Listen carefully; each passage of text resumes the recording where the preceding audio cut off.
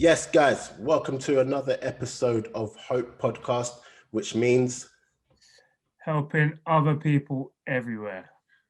lovely. I think that's slowly becoming like a thing where I say and you, and then that's literally the only time they hear from you on the podcast. But yeah, guys, make sure you keep liking, subscribing, sharing. Last episode we had Joe Black. Good episode. Those people who have messaged me to be more active on the social media for this page, I will be this week. So I'm going to put out more clips and everything. It's just been really, really busy. But today we've got someone who has a very, very, I don't know whether to say interesting story, because it makes her sound so, you know what I mean, like an object. But her story really is a crazy one, and we're just gonna get into it. And you know, her name is Gina Jackson.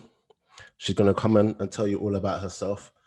And just take it in. You ready, Brad? I'm ready. Let's do this. Hey guys. Hello. How are you? I'm good. Can you hear me okay, yeah? Yeah, I can hear you. Are you nervous? Yeah. A little bit, actually, I am. Do you know what? But now I'm getting all jittery, but I'm okay. Yeah, no, Brad said, she looks a bit nervous. So I said, I'm going to put you on the spot just to ease you in. But yeah, no need to be nervous. This is all one big family, so you know you'll be good. You'll be good. But thank you for doing this. Obviously, I got in contact with you to bring you on because I've heard your story before. To be honest, I was following you on social media before I even heard your story, and then when I heard you on Chucky's podcast, I was like, what the heck? You mean to tell me I'm here liking pictures and she's got this whole story behind her? So, but so we're just gonna get into it. And first of all, obviously, got to ask how are you? I'm good. I'm really good, thank you. I'm good. How's lockdown been treating you? It's been alright. I feel like I'm keeping myself occupied, just like working out at home. I'm still working as well, so so it's alright. Yeah. What do you do for work, if you don't mind me asking? I'm a PA for an investment bank. So were you working all throughout lockdown then? Yeah. But obviously I'm working from home, so it's not too bad. So it's all good. Are you back there now? It's all... No, we're still working from home. All right. Yeah, I don't think we'll be going back in until maybe like the summertime. But I actually like working from home, to be honest. So it's all good. You lot in London got eased off, didn't you, in lockdown for 3 weeks? 3 weeks in London. Remember you lot got let out of lockdown for 3 weeks. Did you go back to work then or not? No, we couldn't. No. We can, even now we can go back in if we want to, but it's not mandatory. So so I'm just chilling at home, doing the easy one, chilling at home. I'm happy to be at home. Yeah. Do you know what? I'm not gonna lie to you. Yeah, I think a load of companies are just gonna start seeing that actually we don't need our people to come into the office every single day. Yeah. And you know what? With that as well, I think gyms as well. Gyms are gonna find it hard because people do everything online now. Yeah. Nah, I don't think they will, because I'm itching to get back into the gym. Really? I really struggle to do workouts at home. That's why I run, because it's just I can't do the home workouts, man. Like, yeah, go on, down up, press up. Cheers, mate. But that's all good. But I don't know where to even start with your whole story. Do you know what I mean? And it's a sensitive one. And normally I'm really just off the cuff and just say what I like, but got to tread carefully with what I say today. So so what is it about you that makes you like, what is your story? Because obviously I don't want to just say everything straight away, but you had an interesting upbringing, and what was it about your upbringing that made it so different to everyone else? So I can even just start off like that, because I don't really know how to get into That's a good way to put it.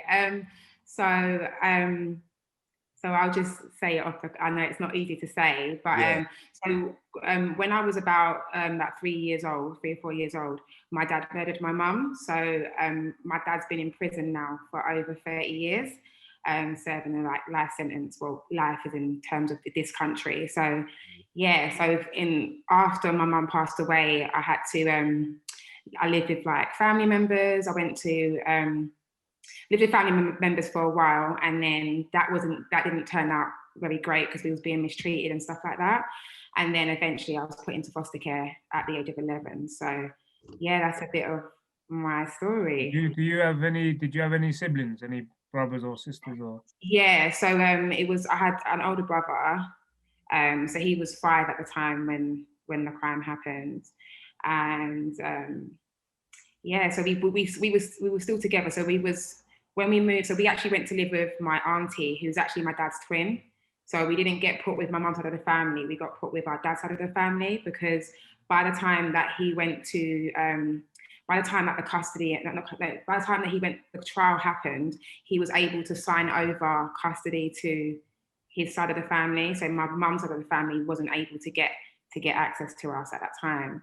So yeah, we ended up living with our aunt for a couple of years. But the relationship was quite strained, and yeah, eventually we got put into foster care. When I went into foster care, actually, like at first it wasn't meant to be like a full-time thing. It was only going to be like a respite care, and respite care is if you go you basically go for like every other weekend or every weekend just to give your guardian a break. But my aunt was just like, she was very adamant that she wanted us to. She kept asking my foster mum at the time, like, oh, could you look after them over the school holidays? And my foster mum was like, no, you have to clear it through social services. It's not something I can just do and keep them for 6 weeks. But then when the 6 weeks holiday came and we went there on a Friday, my aunt was meant to collect us on the Sunday, and she just didn't collect us. And then as the weeks were going by, she just refused to collect us. And then she just said, like, I don't want to look after them anymore. I don't want them. And then my aunt left and went to America, and yeah, me and my brother got left in foster care. So at that time, when all this is happening, obviously you were too young. I don't know how much you actually know now. What was your mum's side of the family like doing at this time? Like, because obviously for him to sign over custody to his side, your mum's side must have felt some type of way about that. Like, do you know what the battles or communication? Yeah, it was really hard for my mum's side of the family, and because I think what they were hoping for was like they were just trying to get through the trial, and where it was quite a big trial at the time, it had quite a lot of like press and stuff like that. So they were just trying to get through the trial, and also, you know, like getting over the fact that my mum's gone. So they had a lot to deal with, and I think they kind of saw it as, okay, we would get them eventually, but where he still had parental rights, he was able to sign over the controls to his sister. But would it not have been, you know, in terms of the process, would it not have been like a simple process to make that once she's said we don't want her anymore, she can stay in foster care? Would it not as simple as maybe your mum's side can just come and take you, or was there too many, you know? It was kind of difficult, because then what was happening was that after we had my dad, after we was living with my aunt, even when my mum's side of the family were trying to visit us, my dad would put a lot of, like, he didn't allow it. So he was still controlling my aunt in a way by saying, no, don't let them see her and stuff, and see the children. So it was just very strange, because as you can imagine, if someone just killed your sister, now you have to try and fight to see the children. He's still been able to control and have a lot of authority over me and my brother. So it was very, very difficult for my family to even see me. So I actually didn't see my family for a couple of years. I think I saw them about maybe like 8. And then because what they used to do when I was in nursery, they used to come and like visit me at nursery. But when my dad found out, he put a stop to it. And then so we didn't see them for like years. And then they tried to come and like, you know, give us like Christmas presents and visit us and stuff. But my my aunt and then my mum's sisters they would just like fight and stuff, and it was just too much for my family to try and see us. So eventually you say when your family tried to see you, say your dad sort of tried to stop it. He still had control from. Was he in prison then when he? Yeah, he was in prison at that time because I was living with my dad's sister and they're twins, so they're really close. So whatever my dad was saying to my aunt, she just had to do. And he still he had parental rights. So even though he was living with my aunt, my dad still had parental rights over us. It's not until we went into foster care that we got a court order to be like fully. He never had rights after that, but for the time being, he still had rights. So. And so within all this time frame from when you went to your auntie, was your mum's side of the family, was it all going through court to try and get custody of yourselves as well, or? No, it was too late for them. It was too late. Yeah. So I actually didn't see them. I only met my family again when I was 20. So yeah, I didn't see them for years. So I didn't know where they were. Sometimes they would write to us, but I didn't know. I didn't have an address for them or anything like that. And that's what I say to you. Where did this happen, Gina? In London? Yeah, it happened in London. Yeah. And both sides of your family from London as well? Yeah. So my dad's side are from East and my mum's side's from South. Yeah. Okay. Yeah. So what was it like when you were growing up and you're in the foster care system, or even when you was with your auntie, and did you ever really get information about what had actually happened? How old were you when you really grasped what actually happened? So I had early memories of my parents. So I remember there being a lot of violence even when we were quite young. You remember your mum then? Yeah, I remember that. It's just small things. I don't have like loads of memories, but I have like small memories of like certain incidents that happened. I think my earliest memory of my mum and dad fighting was we was in a car and he just attacked her and dragging her out the car, and me and my brother was in the back of the car just screaming. So, and to be honest, not long after that incident, she died. So it was like there was a lot of domestic violence happening in their relationship. Yeah. So for me, I think when I grasped what happened, I always knew because I was being told, like in nursery, in primary school, like they were telling me, you know, your dad killed your mum. This is what happened. Your mum's in heaven. So they were trying to like help me to understand what happened. And then I think when I got maybe I was about 15, I think that's when I was able to get like access to my social care file and read all my notes. I was able to get access to like the newspaper clippings and stuff like that. So that kind of gave me a bit more background of the case and what happened and stuff like that. Yeah, but my family did speak about it, so I kind of was always hearing it around my family, like what happened and stuff like that. So yeah. How does what happened affect your relationships growing up? Or because if you obviously in your life, all you know is what you've been through. That's your normal to you. Yeah, exactly. But I think sorry, go on. No, go on. Yeah, I think when I was younger, it was quite difficult because where I had quite a strained relationship with my aunt that I lived with, it was as if the people that were in charge of taking care of me and my brother didn't do their best at times. Do you know what I mean? So it did make me quite mistrusting. And the same thing with my dad. I think when you're growing up, trying to actually like understand that your mum's dead because of your dad is even now I sometimes have moments of like I can't believe it. Do you know what I mean? It's very devastating as an adult, let alone as a child. So it was hard for me to grasp that my dad was in prison for murder, that he committed a crime like that, and that I would never see my mum again. So it was really hard to it was really hard to trust people because my dad did something that was, to me at the time, or it still is something that changed my life forever and changed the way I was brought up. It changed not even just my life, but my whole family. So it was quite hard to be to trust people because I felt like a lot of people had let me down, and I'd been moved around too many times as well. I went from living with my aunt, then I was in foster care, then so I went through too many changes, so it was hard to trust. Yeah. To trust people. Yeah. Did you and your brother get split up in between these, or did you always stay together? Yeah. So when we first went into care, we was together, but my brother started to just be an absolute nightmare. He was just committing a lot of crime, like petty crime, nothing serious, but he was getting into trouble with the law a lot. And then when I was 15, they separated us. So he went on to move into like a semi-independent home, and then I stayed in my in the foster home that I was in. So yeah. But we was able to stay in contact with each other and stuff like that. So that helps. I was gonna ask if you were able to stay in contact, or if they limit your communication. No, they don't. And I was quite an outspoken child. So that even if they tried that, I don't think that would have worked, because I would have made the effort to go and see my brother anyway. So yeah.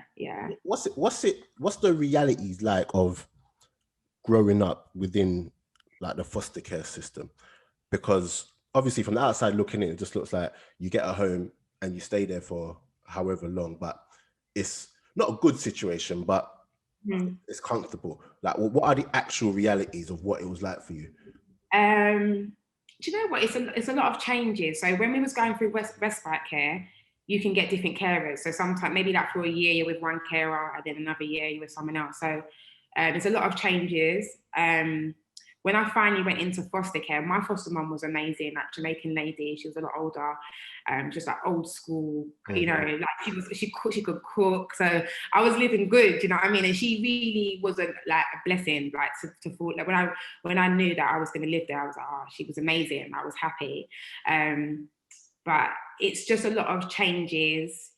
What's hard is like, you know, the hardest thing is the other kids. That's actually the hardest thing, because if you get, I experienced a time where one of the foster children started to bully me. So when you're living in a house where you're fighting with another foster child, or they still sometimes they like steal your stuff and stuff like that. That was quite hard, like living among like different dynamics, different children coming in and out. That was hard. But when all these things are happening, is that something you can kind of like speak out about and just change, or you just have to deal with it, if you know what I mean? Well, when I went through that incident where the girl was bullying me, at the time, I just felt like she has to go or I have to go. So, but then at the same time, I don't want to move again, because if I move, I'm already used to this foster carer. I enjoy where I live, and I'm not going to give up my space because of her, and I was there first. So it becomes like this battle, do you know what I mean? So, but eventually they moved her, so that was okay. You have to change schools, though? No, I didn't have to change schools. It was actually just happening at home. So it was just like, we just kept fighting. She was just an absolute nightmare, but she got moved and I got to stay. Yeah. What's it like growing up without, you know, because we always talk about, you know, growing up and getting the guidance from parents. And the ones and whatever, but really and truly, I know you had foster parents and everything, but how much input can they actually give in regards to guidance and navigating you through life? Yeah, it is quite difficult, because so I was in foster care from 11 and I moved out at 17. So I've been living independently since 17 years of age. To me now, as in my 30s, that's early. Do you know what I mean? That's an early time to be by yourself. So I had to learn a lot of things on my own, and through life. I think I was already quite mature because I went through quite a lot very early on, and I was forced to grow up a lot quicker. But my foster mum was amazing, because she was like that old school Jamaican. She had like them really like good values. So she taught me. I learned a lot from her. I learned when I reunited with my mum's side of the family when I was 20, 21. I was able to like get close to my aunties and stuff like that. So they were able to kind of have an input in my life. But it was difficult doing it on my own. I'm not gonna lie. I had to learn the hard way a lot. I had to learn the hard way about things. So yeah. What was that? Oh, Brad. No, I was gonna say, how was growing up in school? Did many of your friends or pupils in school know your situation? Yeah, I think it was more like a rumor. I think a lot of people knew, so it became a rumor, like, oh, you know, Gina's dad's in prison for murder. So it became like a rumor.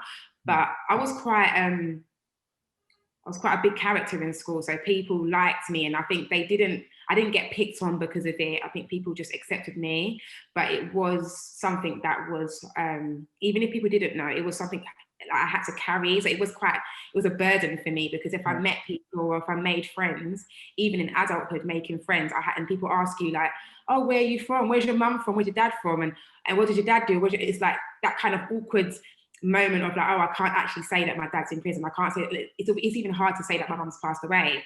And then when they say, oh, how did she die? You're like, it's that. So that was hard. That was really difficult for me. But I think it's interesting that you say that as well, that you was a loud character in school, because I don't know, I can't speak for anyone else, but if like for something to happen like that to a kid, and normally you'd think they're a lot reserved and quiet and stuff, but it's interesting to say that you was like a big character. You think you had to be like that to not get asked all these questions and stuff like that, so you put yourself out there rather than be quiet and say what's the matter with you all the time? Yeah, and I think that's actually maybe that was a part of it.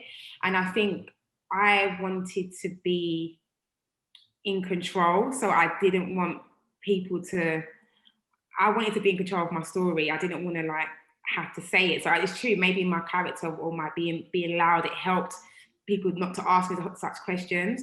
But I also think there was times where maybe I was angry or upset. So I was kind of over, you know, I think I was overcompensating with my character, because I was actually quite sad, or I was carrying a lot. So I just felt like, and another thing as well is where I was going through a lot at home with my auntie at the time, I think school was my escape.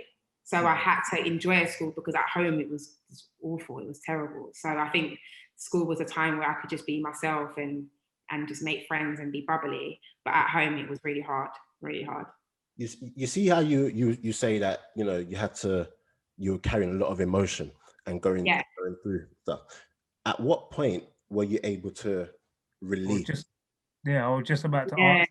I was just about to say that, because that's why we do this spread, like. But yeah, so go. I think I was able to understand it. I think it came in phases. So when I left foster care, I think I was ready to be like, I need to find out more about me, my story, why things happened the way it did. Sorry, something just popped up on my screen. No, that's my oh, okay. So yeah, when I left foster care, I was able to access my foster care file, social care file, sorry, and that basically has all your notes of all your life. So every meeting that you go to every meeting, it could be doctor's notes, everything. It even has like a statement from when my mum had that first incident, when she was when my dad attacked her in the car.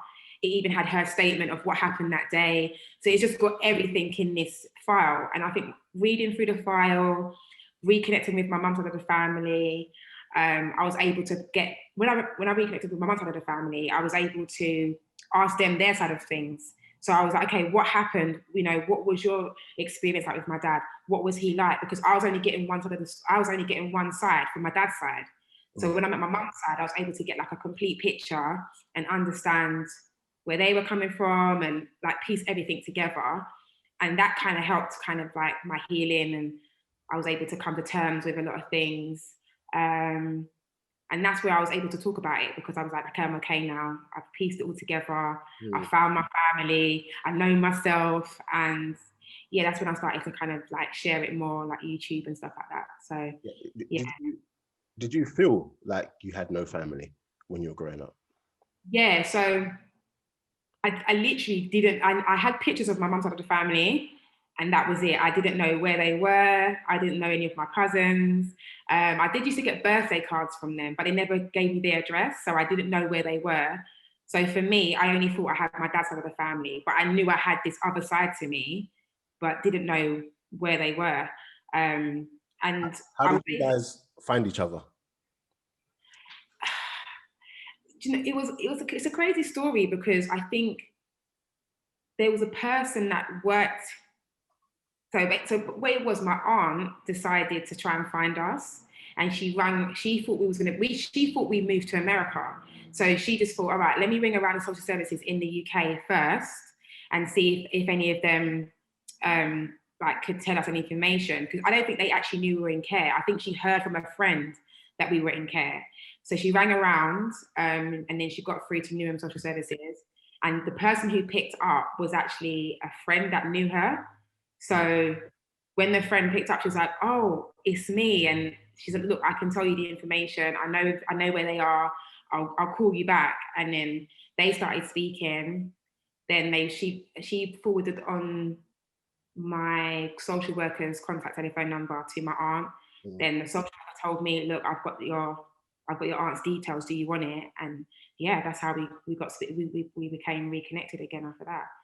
And what's it been like since you reconnected? Were you able to just straight away go into like family mode and just enjoy having them around? And was that like a release within itself? Because all of a sudden you've got people who genuinely love you and they're your family. What was that like?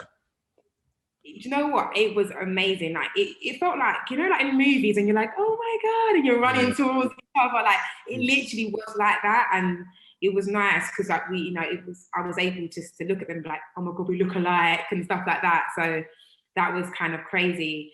And it was nice to meet like all my cousins that I hadn't ever met. And yeah, it was amazing. Like it literally was, and we're still close to this day, which is great. So yeah. So you see, with your, you know, you've met your family now, and you know, when it comes to having conversations about, you know, your dad and your mum, you know, they're telling you certain things, but then you've also got what your aunt from your dad's side was telling you, all these years about your dad and whatnot. Did that add confusion? Because I don't know, we're gonna get onto like what your relationship like with your dad now, but like, I don't know if you were thinking about talking to your dad at the time or if you were, but did it confuse things for you? I just always knew there was two sides of the story. So I know with my aunt, because our relationship was quite strained, I know her ways and I know how she can be. In a way, I took the things that she was saying about my aunts on my mum's side of the family, I knew I just had to take it with a pinch of salt, because it was just difficult, because I just think both sides are going to hate each other because of what happened. But I kind of saw it as like, I went in being open, hearing both sides. And when I met them, they were able to tell me stories and their experience of what happened. So as much as it was confusing when I was younger, because you're hearing these stories about your aunts and how they don't care about you and how they don't want you. And then when I met them, I was like, well, they looked for me. They did want us. So yeah. Oh, no, I absolutely love that. And if you don't mind me asking, what is your relationship like with your dad? We can actually pause this and not answer if you don't want to. No, it's fine. Yeah, Okay, it's fine. Yeah. So with my dad, we do speak, because when I was younger, I was quite intrigued of like, why did you do this and stuff like that. And my auntie, his sister, would always make us speak. So I did used to visit my dad as a child. We used to go to prison and visit him. But as I got older, I started to see a side of my dad that I didn't like. He was quite possessive and a bit like overbearing. And also he's not very sorry about what happened either. And I think when you're speaking to someone that's murdered your, like, you know what I mean? It was very heartbreaking when I heard like he just wasn't sorry. Like he just for him, he could justify it. He just wasn't sorry about it. And I think that's when I realized like I can't really have a relationship with my dad. And not that I wanted to in the first place. I think I was forced to as a child, but I think now I just rather not. He's like, so even like maybe like last year, he was like ringing me all the time and I had to like block him, and it was a bit overwhelming. So is it the same with your brother as well? Does your brother feel the same? He doesn't contact my brother as much as he contacts me. Because you're the girl, and you're only you. Yeah, I don't know if that reminds him of my mum a little bit. I don't know if it's that he kind of has that same. I don't know. It sometimes he doesn't bother my brother at all, but me all the time. So yeah. So no, I don't think I will have a relationship when he comes out.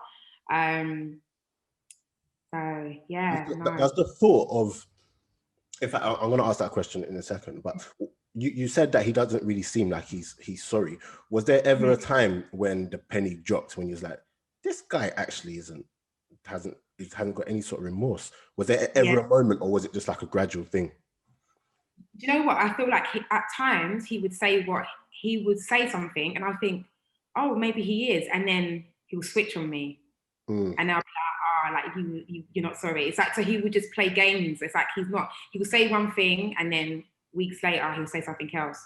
So that's how I knew. And I think even last year I had to write to him and say, please don't contact me. And yeah, now he's like, he can turn really nasty when he's ready. So for me, I don't have. And I don't know if I'm out of place for saying this, but it's just so, it gets me angry.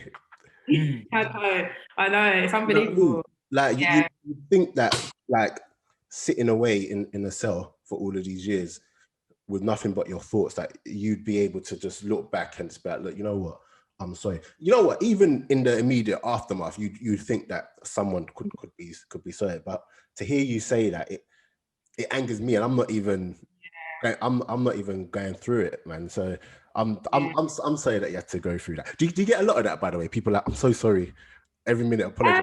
Yeah, but it's okay, because I think it is a sad situation, so it's okay to people say that. I don't mind. I don't take offense to it. Obviously, like, he's been inside for your whole life, pretty much. Yeah, so originally he went in for 18 years, which was life at the time when he first got when he first went in, it was 18 years, because that was the max that the UK had for life sentences. And then it got increased to 21 years. And that's when the life tariff changed to 21. And now then he went up to 30 years, and he went for parole this year. And now he's going to do 30. Now it's been increased to another 2 years. So in all, I think he's going to do about 32 years. So wait, if someone gets sentenced today to life in prison, it's 30 years? Now it's 30 years, but back in the day it was 18. I've always been under the assumption it was like 15 to 18 years. I didn't even know that. Yeah. So if the life tariff changes in this country, then whoever's on life, that your sentence could go to that life tariff, and that's what happened to him. But when he went for parole, maybe because of his behaviour, or maybe they're not seeing that he's changed, or he hasn't got any remorse, maybe that's why he's getting denied parole. So this year he has to do 2 more years, which in all will be 32 years. So and you know, when he first went in, was it your mum's side of the family who were going in to try and get him more and stuff? It was actually the parole board that increased it. It wasn't the family, it was the parole. It was because of the tariff that he was on. And if he committed that crime today, he would have got 30 years. But it's because at the time it was only 18. That was the max you could get. It went up every time the life tariff went up. And I'm sure that's because of the way that they feel that he can't be released into the public yet. So with that being said, he's been inside most of your life, and you've learned to deal with it and grow and become this person that you are with him there. And he's always been over there. But now he's going to come out. And does that scare you in a way? Like when he went for parole the other day, I was thinking, oh my God, he's going to come out. Like, how am I going to navigate through life? What if he turns up at my house? I was a bit nervous. So yeah, I don't know how I'm going to deal with it when he's actually out. I don't know. I think I'm going to have to cross that bridge when I get to it. Thankfully, I have amazing family, like, you know, my mum's side and my dad's side. I have great friends. So yeah, I think I'm going to be okay. I'll be okay when it does come. He does come out. I think I'll be fine. I don't want anything to do with him, but you know, I know I'll be okay. Yeah.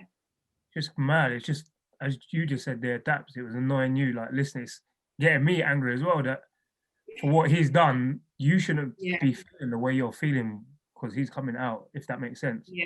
And it's getting me angry that you're saying, oh yeah, I'm going to cross that bridge when it comes to it. It's getting me angry. Like, you shouldn't feel like the way you should feel. Something he's done to you many years ago.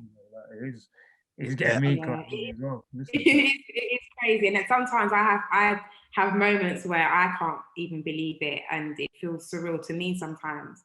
But I've come to accept it, and that's why I try and speak about my story, because I want to kind of honor my mum and like know that her death isn't in vain. So that's why I kind of always speak about my journey.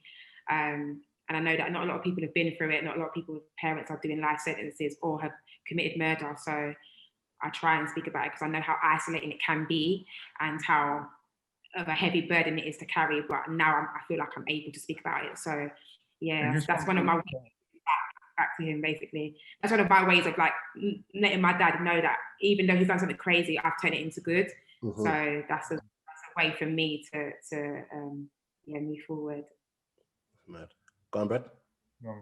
Strong woman.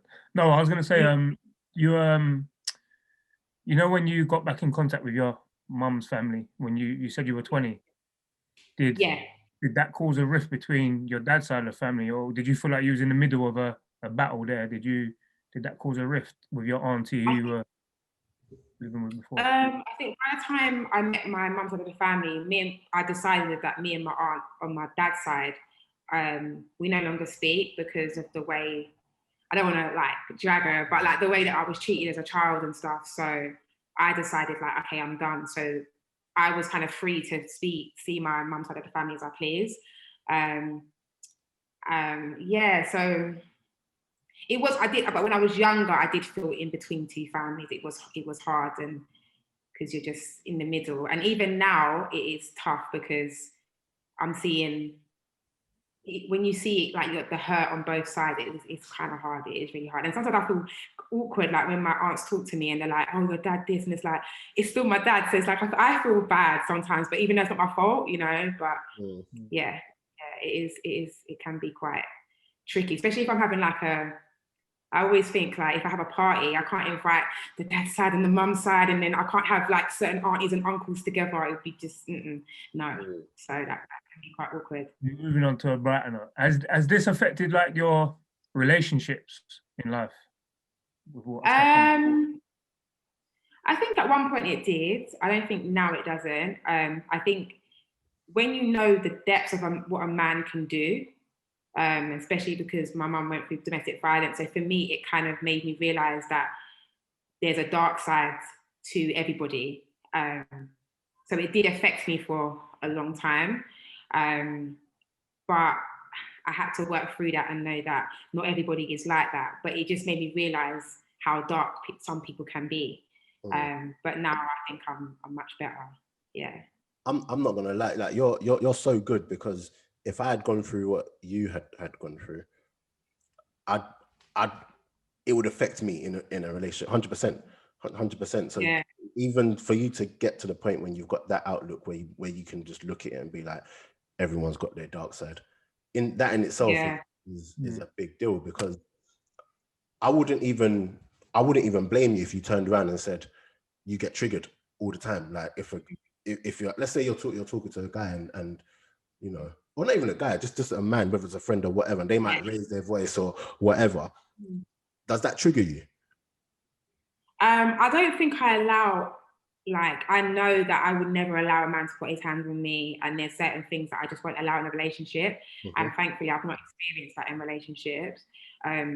So, and also I think growing up, seeing my childhood and what I was going through, not having both of my parents, going through abuse, going into care, it actually made me think, oh, when I have children, I want to do better for them. I want to have a nice family. So I think I kind of used the disadvantages that I faced as a child and said, all right, I need to have a good marriage. I want to get, it just made me want better for myself, because I felt a lot of pain as a child and I felt a lot of disappointment and hurt. But I think feeling that sort of way just made me think, right, when I have kids, I want them to be loved. I want them to be happy. I want my husband to love me. I want my kids to see what a mum and dad is supposed to be like. So I think I've just used it to be like, that's my motivation to have a healthy relationship, because I want to be changed, because I didn't get to see that for myself. Oh, I love that, man. When you first started speaking about it and your story, okay, this is like a two-parted question. What was the moment where you decided first that I'm going to talk about this out there? Like, what made you do it? That's number one. And number two, through speaking about all of your, through speaking about your story, have you not met or have you been in contact with anyone that has gone through similar to what you have gone through? So there's two parts to that question. Okay. So I think when I started speaking about it, what was the first question again? Sorry, I must say it again. The first question. You know what? As I was saying that, I was like, "Daps, this is a bit of a long one. You know, you might have to." I was thinking that as well. What did you ask first? I can't remember what you asked. Yeah. So basically, what made you like want to go out and tell your story first? And the second part is, has you telling your story? Start with the first part. I think the first part. Go. Number one first, go. What made me talk about it?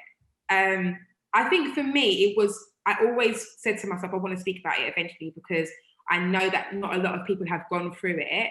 And I think, especially like in Black families, we keep a lot of secrets. We don't say nothing. Things happen, no one says anything. You're not meant to say this, you're not meant to tell what's happening, because it's all in the family and you've got to keep it quiet. And I just wanted to break that and just say, like, no, this is what happened. This is how I'm dealing with it. There must be other people out there that have gone through similar. And I want people to talk about it, because I couldn't speak about it as a child. I had to hold it in for many years. So I think talking about it for me was just very important, because I just wanted to break the stigma around having a parent that's doing life, or having a parent that's murdered another parent. So I just wanted to break the stigma and around foster care, being a care leaver. I just wanted to talk about it. So for me, it was more freeing to speak about it. Yeah. And have you? And I think when I speak about it, it kind of, like, my dad found out about it as well and was like, "Oh, I heard you did this, I heard you did that." So it's like, I was just able to, I felt like it was me taking back the power. Do you know what I mean? And I think it showed them, like, yeah, you tried to beat me down and you tried to finish me, but here I am, I'm speaking about it. So for me, it was like my way of getting back to everyone, like, well, here I am on YouTube. Yeah. You know what I mean? So yeah, that was just my way of and I wanted to give back to I wanted to do something for my mum, and I know that she would have wanted the story to be shared, and I know that she would want me to be standing here strong, smiling, you know what I mean? So that's why. Well, do you know what? You will be proud of you, Mum. Yeah, 100%, thank you. 100%. And it's just the perfect picture of strength, you coming out and saying your story, because it goes to show that no matter what you have gone through, like, it doesn't own you. Do you know what I mean? And it doesn't define you. So, like, credit to you, man. Do you know what I mean? And the second part was, through your story, has anyone ever got in contact with you because they might have been through similar? Yeah, I've met loads of people that have been in, like, foster care. So that I've met loads of people that have been through that. I've met a few people that have also lost their mums through domestic violence. And I think for me, when I first shared my story, it wasn't about numbers or whatever. It was just about, if I could help one person to say, I've been through that and I'm here, then I'm good. That was my thing, you know? So when people do reach out to me and I'm like, they can see that I've been through it, I think it just gives you a little bit of hope, you know? So, yeah. Go on, Brad. Go on. No. I was going to say, just what you said there gives you a bit of hope. Yeah. Yeah. Oh yeah, exactly. I knew that's what I could see the light bulb. I could see the light bulb going off in his head when he said that. But no, the whole point of this podcast is basically just to shine a light on people who don't let their circumstances define them, like ordinary people, and who have made something of themselves. So yes, that might be a celebrity, but it doesn't always have to be a celebrity. Like, because for me personally, like, your story hits home more than, you know, talking to whichever celebrity I might talk to. Do you get what I'm saying? Because you could easily be like, you're from the community, you're just an ordinary person. So you know, I know that there's going to be a load of people who listen and continue to listen to you and continue to support you, who will be inspired. Do you get what I'm saying? Because like they might not have gone through what you've gone through, but just to see this picture of strength is enough to motivate a lot of people and inspire a lot of people, man. So credit to you. But what's next for you? Like, obviously, you know, you put out your videos and you've spoken about it, but is it in your head to become almost like an advocate for, you know, for speaking out? Yeah, I think for me, I think I just want to continue sharing my story, whether that's on podcasts or other ways, like documentaries or whatever. So I'm just going to keep speaking, keep sharing, and just see where it takes me.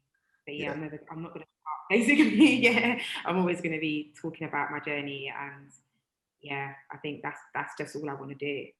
Yeah, and also, how important is it for you, or was it for you to have people to actually speak to? Because I know a lot of people go through things and they don't have people to speak to, or they might have people to speak to, but for whatever reason, they don't, you know, they maybe don't trust that person, or they just can't get vulnerable with that person. Like, what would you say to those people in regards to, you know, being able to speak to people? As in, like, share their story and what they're going their story, through, or just speaking in general. I think do things in your own time. That's the main thing. Like, do things when you're ready. And it might even just start small. It could just be you being able to share it to a close friend and getting their support.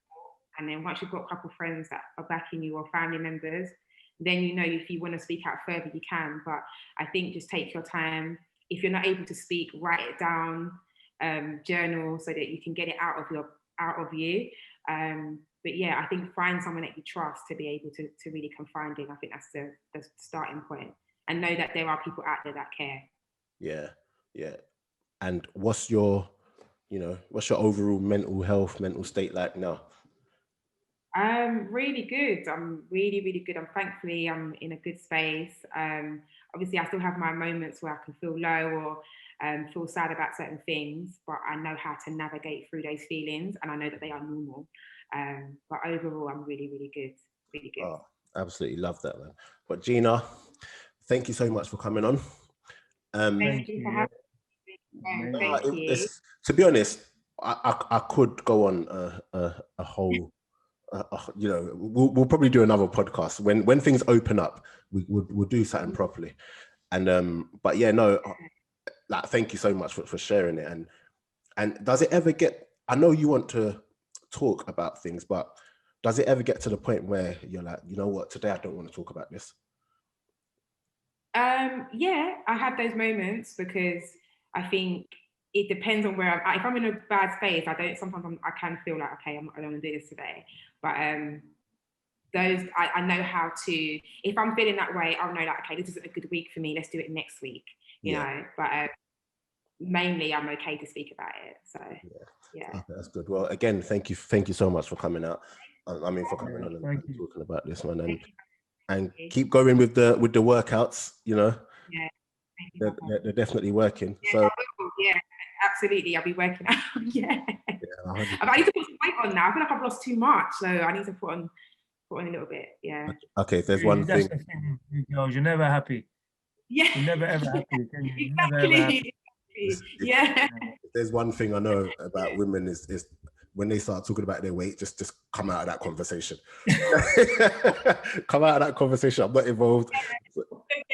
Yeah. Not involved. But yeah, no, love for that. And guys, keep liking, subscribing, sharing, and all of that good stuff. And any comments, get at us. And yes, we're out.